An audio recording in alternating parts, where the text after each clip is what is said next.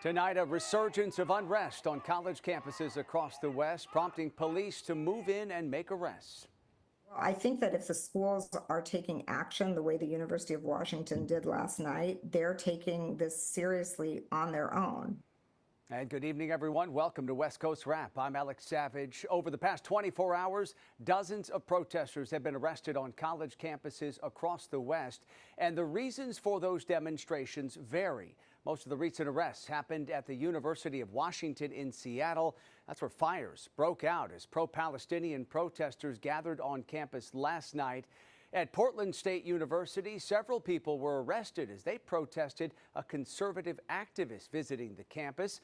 And at San Francisco State University, protesters gathered over the appearance of another activist. We begin tonight's coverage of the unrest with Fox 13's AJ Janavel, who has more on the confrontations on the UW campus. 5 of the 32 protesters arrested, appearing in King County courtrooms Tuesday. The suspects all face criminal trespassing charges, a misdemeanor. The protest group, Students United for Palestinian Equality and Return, or Super UW, claimed responsibility for Monday night's actions. Super UW stated they took over the interdisciplinary engineering building on campus to demand UW break ties with Boeing due to Boeing's work with the military. UW police say staff tried to talk with the group to get them out of the building, but protesters refused to leave. Around 11 Monday night, UW police, Washington State Patrol, and Seattle police cleared the occupied building and arrested 32 people, according to the prosecutor's office. No one has stated if the people arrested are students. The University of Washington says Super UW is a suspended group. The University of Washington calls Monday night's protest dangerous, illegal, and says Super UW's statement is anti-Semitic. I've reached out to UW for clarification on which statement, but they have not responded. In Super UW's demands, the group calls the October 7th, 2023 Hamas-led attack on Israel, quote, a heroic victory. These actions could cost UW millions of dollars. On Tuesday, Columbia University in New York City announced it was cutting 180 staff member positions. This came after the Trump administration revoked $400 million in grant dollars from the school back in March, citing a failure to protect Jewish students from anti-Semitic harassment. Well, I think that if the schools are taking action the way the University of Washington did last night, they're taking this seriously on their own. And in a case like that, I don't think we need federal intervention if they're already moving in that direction. And that was Fox 13's AJ Janavel reporting tonight. UW has not confirmed whether any of the protesters who were arrested at campus are students enrolled at the university. School officials say anyone identified as a student will be referred to the Office of Student Conduct. Tonight, 5 people are facing a variety of charges after protesting an appearance by conservative speaker Riley Gaines at Portland State University. The school asked Portland police to help control the crowds as Gaines spoke on campus last night. Gaines is a 12-time NCAA All-American swimmer who has drawn criticism for her belief that transgender women should not compete in women's sports. One of her supporters in last night's crowd says it's all about biology. We talk about competitive sports and we talk about biomechanics. There is a difference between biological females and biological males. And biological males do not belong in women's sports. They just don't. Gaines' critics say the issue goes beyond sports. They worry events featuring Gaines only fuel a culture of transphobia. Of what people think. I believe that spreading hate and spreading misinformation spreads harm to this group of people specifically. Trans rights are human rights. The misinformation and the hate and the violence that gets spewed against us is wrong. The 5 people arrested during last night's protest face charges ranging from disorderly conduct to harassment. Gaines was invited to speak by a student organization. We are still waiting tonight for school administrators to comment on that event. Conservative commentator and unabashed Trump supporter Charlie Kirk was on the San Francisco State University campus earlier today as part of his American Comeback Tour at colleges across the country. We're going to have a lot of fun today, and maybe eventually we'll make San Francisco red. Kirk took questions from audience members. The topics included slavery, religion, Middle East conflicts, and immigration. At the same time, a crowd gathered outside the event today to protest. Campus police and San Francisco police were on hand to separate the opposing factions, but things remained peaceful. It's just what resonates and aligns with me, and I'm proud to be here. And I've met with nothing but great people, very kind. I'm here to make sure that they don't get the attention that they so desperately want. They don't deserve it, and I'm here to make sure that students, if you are going to protest, put your protesting to something that matters and something that will work. Next, the American Comeback Tour is headed down to Southern California, where Kirk will speak at UC Riverside this coming Friday. U.S. Attorney General Pam Bondi says the largest fentanyl bust in U.S. history happened across several states here in the West. Today, she announced DEA agents confiscated 11.5 kilograms of fentanyl, including at least 3 million pills. Investigators say those drugs were being distributed in New Mexico, Arizona, and Utah. The man believed to be running the operation is a suspected Sinaloa cartel member who was living in Salem, Oregon. More seizures are coming. More arrests are coming. I guarantee you that. And these dealers, these sellers, these street-level sellers better look out, because we will not be negotiating with you. We will bring you to justice, and we will not stop until this poison is off of our streets in our country. Agents seized $5 million in cash along with weapons and other drugs during this bust. More than a dozen arrests have been made. We have an update tonight on what authorities believe was a deadly case of human smuggling in Southern California. The U.S. Coast Guard has suspended its search now for 7 people off the San Diego County coast. They all went missing yesterday after a boat believed to be carrying migrants capsized. 3 people from that boat were found dead as the vessel washed ashore. Several survivors were transported to a hospital, and we have now learned that federal authorities have filed charges against 5 people suspected of being involved in that alleged smuggling operation. We also have an update for you tonight on a mass shooting that left 3 people dead in Arizona. We told you about this case last night. As Fox 10's Lauren Clark reports, some people in the city of Glendale want to put a stop to events like the one this weekend that ended with gunfire. Well, police say the violence started with a fight inside here when those people were kicked out of the restaurant. It escalated here in the parking lot where shots were fired. Now, several businesses, they say this violence is evidence of an ongoing issue and have created a petition to stop events like this. However, not everyone agrees. A single bullet casing lies outside El Camarón Gigante Tuesday, 2 days after a shooting claimed the lives of 3 people and injured 5 others at a car and music event. It's unexpected. Mike Nen is the host of the Low Rider podcast called Live Ride, centered on community, cars, and culture. It's an art form.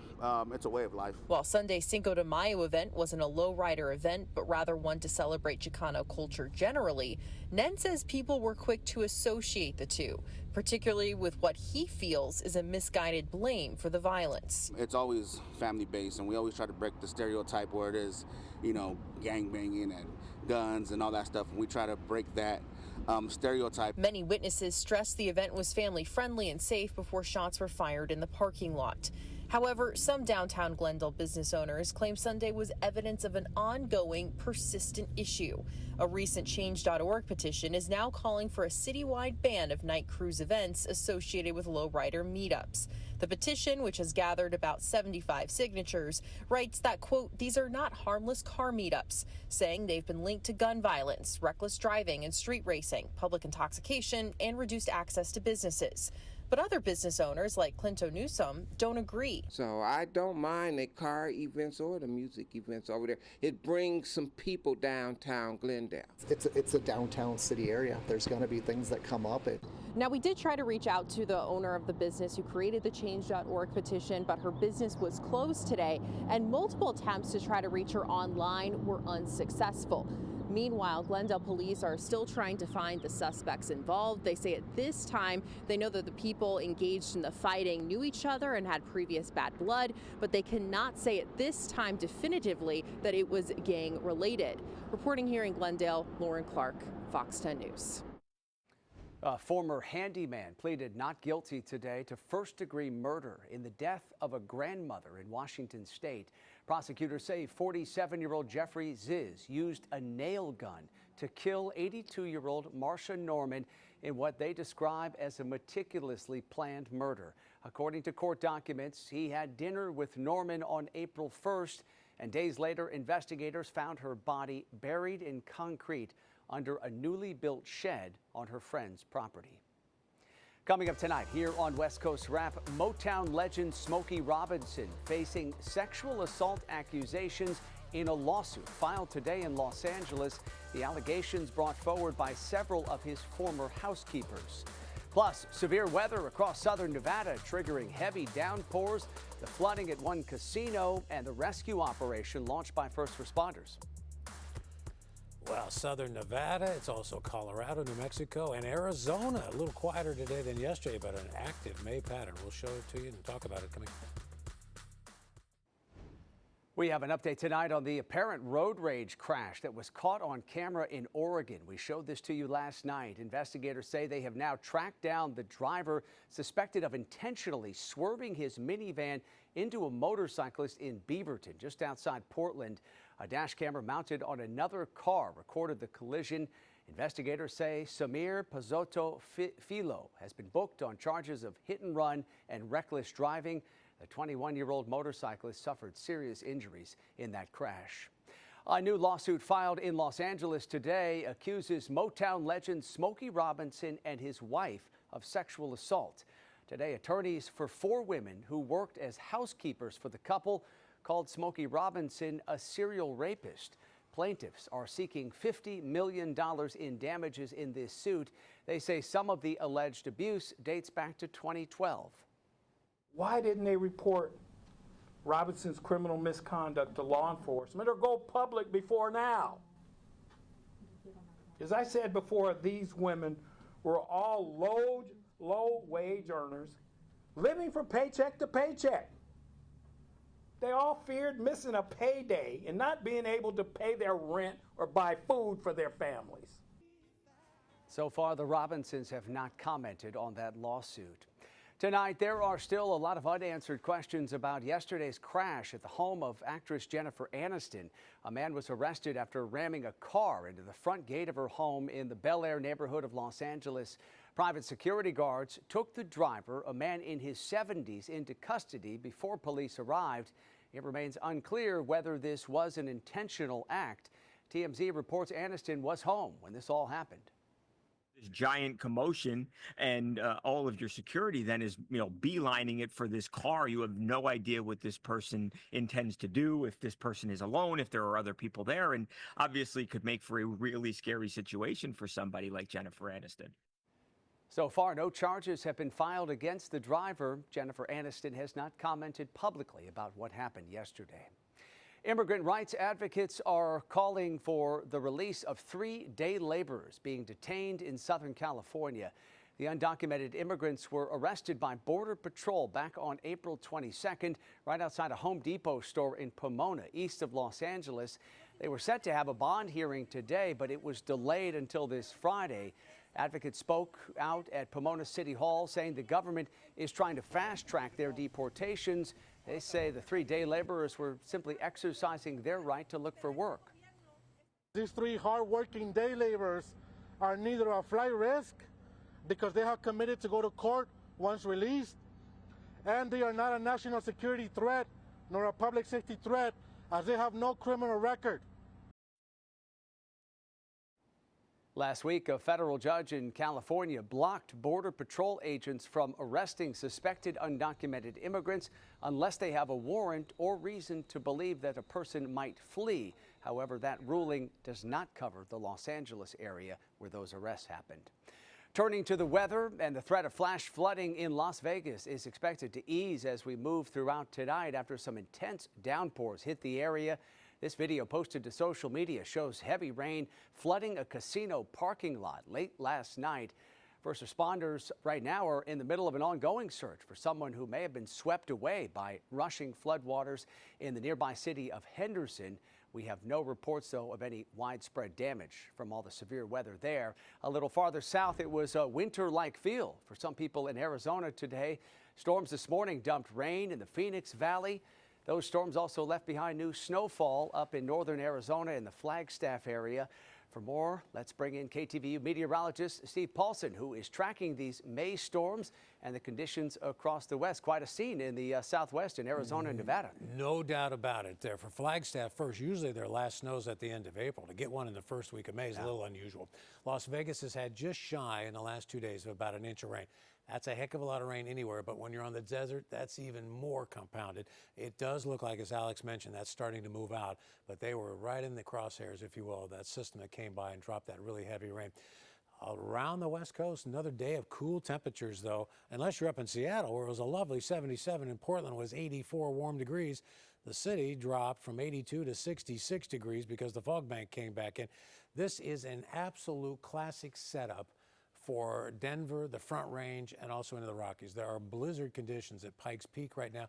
Well, why is it a classic? Because you get a low that's coming into New Mexico, the Texas Panhandle, then it taps into some moisture, and that flow around that is what comes in and gives it the uplift, and that is just really, you can get, I mean, this would be a big-time snow event if it were in the winter, but it's a heavy rain and it's a higher elevation snow event for sure. In fact, snow is even being forecast for the Rockies. I've seen some pretty impressive pictures coming out of Pikes Peak and other areas, so there will be snow in May for the Rockies. This system is churning ever so slowly. As it does, we're starting to see improvement a little bit slowly, but just, you know, a lot of locations are just now getting on the backside, Las Vegas and also into Phoenix. For us, we had more of a west wind today versus that offshore, but it was a lovely day. Some clouds starting to march in, though, up in the Pacific Northwest, but still 77 nice degrees. Temperatures now, Denver's 43, Albuquerque 55, the city 64, Los Angeles foggy, sold out, 60 degrees, and 68 in Las Vegas, another unseasonably cool day. Phoenix, though, will start to rebound here. By tomorrow, we'll get into the low 80s, and if you know, once you're on the desert this time of year, you can get to the 90s and even 100s in about 2 days. Highs today, though, up in Seattle, 77 degrees, lovely day. Some clouds starting to roll in, though, up there. For San Francisco, that fog came in, 66 for the high today after yesterday's 82 degrees. And Los Angeles, it's the May gray, no doubt about it, 62 there. Another unseasonably cool day. A lot of cloud cover, some off and on rain, more activity to the north today. 77, another nice, unseasonably cool day. And for tomorrow, that low starts to march off into the plains, and that'll take a lot of that moisture with it. But still, another gray day with some clouds on much of the west coast here. And you can see warmer temps are on the way, though, but it might take until Friday. Steve, thank you. Well, starting at midnight tonight, air travelers who don't have a real ID will face extra scrutiny from TSA agents. This is a live look at Seattle-Tacoma International Airport, just one of many airports where agents are preparing to put travelers through additional screening if they don't meet those new requirements. Fox 10's Steve Nielsen caught up with some people catching flights at Sky Harbor Airport in Phoenix, and some of them didn't even know about the new real ID requirements. It didn't take us long to find one. Get the real ID? You got the real ID? You don't have it? I don't have it. Oh, I got to talk to you. Paul is one of those Americans without the new real ID. He's flying through Sky Harbor back home to Illinois today. This is cutting it close right now. This is the last possible day. Tomorrow, the real ID goes into effect at airports, meaning travelers have to have that gold star on their ID, but not everyone's aware. What's happening tomorrow? Well, you have to have a real ID tomorrow.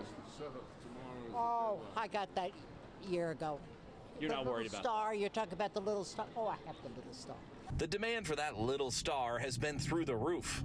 About 170% this year. Howard Moss owns Arizona Auto License. He walked us through the lobby of the MVD authorized third-party service provider. He says it's been busy since January with people bringing in the extra documents necessary to get a real ID. Yeah, I would have to double. I have 60 employees now. I would have to double my staff to be able to handle this kind of volume on a regular basis. Tomorrow is the day that Real ID will finally be enforced. At a hearing, the Homeland Security Secretary hinted it may not be as strict as it seems. If it's not compliant, they may be diverted to a different line, have an extra step, but people will be allowed to fly. If only Paul knew. He cut his birthday trip short. Well, my birthday's on Thursday, so that's why we were going to extend a little later, but better safe than sorry. Oh man, so you missed the birthday celebration because of Real ID. I did. I still don't understand what Real ID is, but maybe I'll figure it out when it's time, I guess. And that was Fox 10's Steve Nielsen reporting tonight. The TSA does accept other alternatives if you don't get your Real ID, such as veteran health identification and permanent resident cards, photo ID issued by a federally recognized tribal nation or Indian tribe, including enhanced tribal cards or a valid passport. Coming up tonight here on West Coast Wrap, a growing problem has marine biologists on alert here in the West. Tonight, why they're worried they can't work quickly enough to save some animals. Biologists are worried a toxic algae bloom is going to decimate wildlife along California's coast. Fox's Jeff Paul shows us how they're rushing to save distressed animals washing ashore.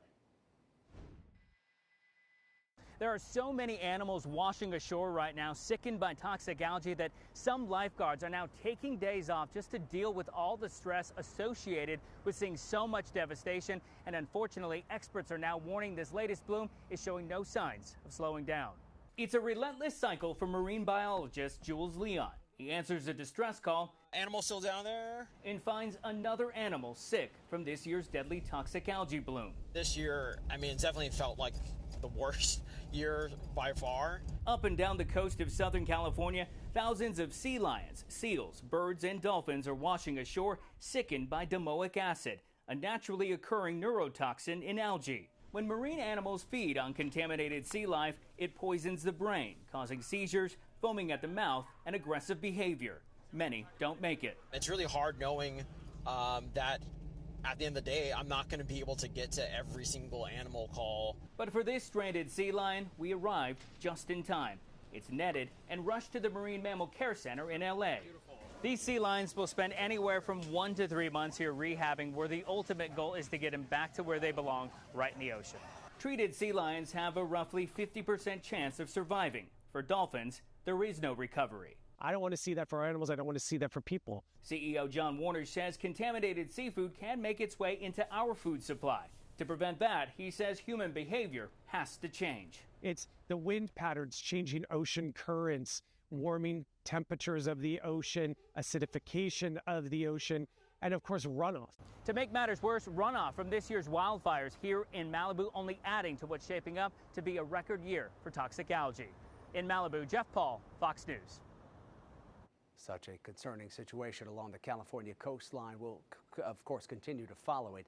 That does it for West Coast Wrap tonight. We appreciate you watching, as always. And a reminder here before we head out, you can stay up to date on all the stories we're covering online by heading to our website. It's westcoastwrap.com. And stream all our shows on your smart TV by downloading the free Fox Local app. Have a great night.